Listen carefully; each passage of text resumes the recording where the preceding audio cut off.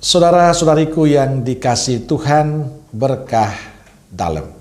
Sudah kita memberi senyum hari ini, Sabtu 5 Agustus 2023, Sabtu Imam.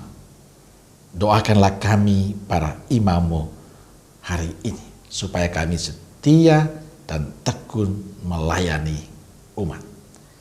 Mari kita awali permenungan kita dengan tanda kemenangan Kristus dalam nama Bapa dan Putra dan Roh Kudus. Amin.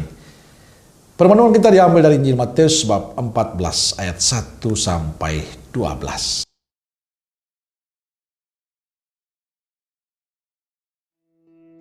Pada masa itu, sampailah berita-berita tentang Yesus kepada Herodes, raja wilayah. Lalu ia berkata kepada pegawai-pegawainya, "Inilah Yohanes Pembaptis. Ia sudah bangkit dari antara orang mati. Dan itulah sebabnya kuasa-kuasa itu bekerja di dalamnya." Sebab memang Herodes telah menyuruh menangkap Yohanes, membelenggunya dan memenjarakannya, berhubung dengan peristiwa Herodias, istri Filipus saudaranya. Karena Yohanes pernah menegurnya, katanya, "Tidak halal engkau mengambil Herodias." Herodes ingin membunuhnya, tetapi ia takut akan orang banyak yang memandang Yohanes sebagai nabi. Tetapi pada hari ulang tahun Herodes, menarilah anak perempuan Herodias di tengah-tengah mereka dan menyukakan hati Herodes, sehingga Herodes bersumpah akan memberikan kepadanya apa saja yang dimintanya. Maka setelah dihasut oleh ibunya, anak perempuan itu berkata, "Berikanlah aku di sini kepala Yohanes Pembaptis di sebuah talam."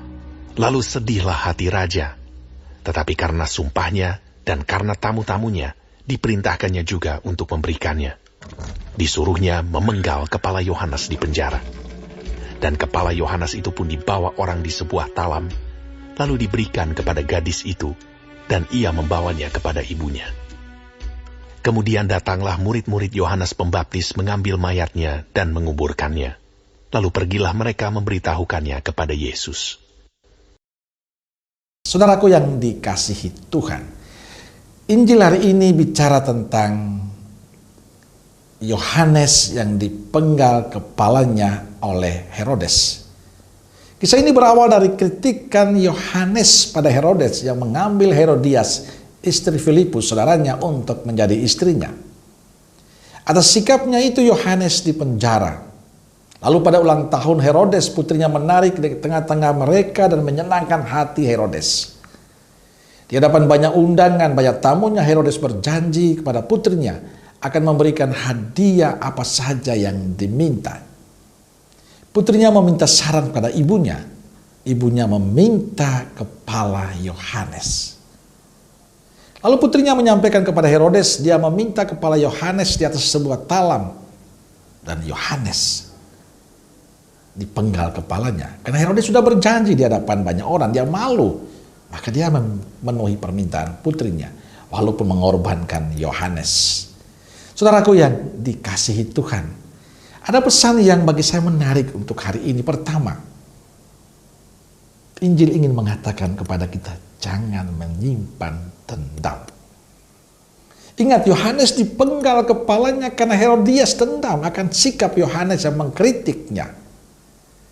Mereka dendam karena Yohanes menegur mereka. Menyimpan dendam itu berarti membuang kesempatan untuk berbuat hal-hal yang positif dalam hidup kita. Kesempatan kita dengan damai dengan keluarga dan sesama kita hilang. Maka jangan pernah menyimpan dendam dalam hati dan hidup kita. Yang kedua, berani berkata jujur. Jujur itu tidak mudah. Ada konsekuensinya. Yohanes dipenggal kepalanya karena ia jujur, berani jujur. Ia menegur Herodes yang mengambil Herodias, istri saudaranya Filipus. Dia tahu itu salah, dia katakan salah. Maka berani menegur, jujur dengan segala konsekuensi, bahkan mempertaruhkan nyawa, itulah pilihan Yohanes. Tapi bagi Yohanes, pilihan itu harus dilakukan. Yang benar harus katakan benar, yang salah harus katakan salah. Dan inilah tantangan dalam kehidupan kita. Kita sering membiarkan dendam, amarah, kekecewaan, kejengkelan menguasai hidup kita. Bahkan kadang kita mewarnai hidup kita dengan umpatan-umpatan yang tidak baik.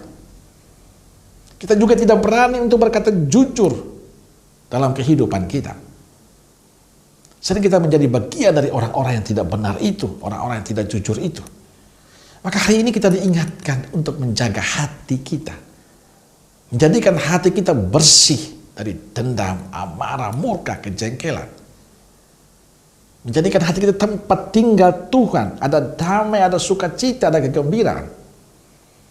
Dan karena itu beranilah mengatakan benar bila benar dan salah bila salah.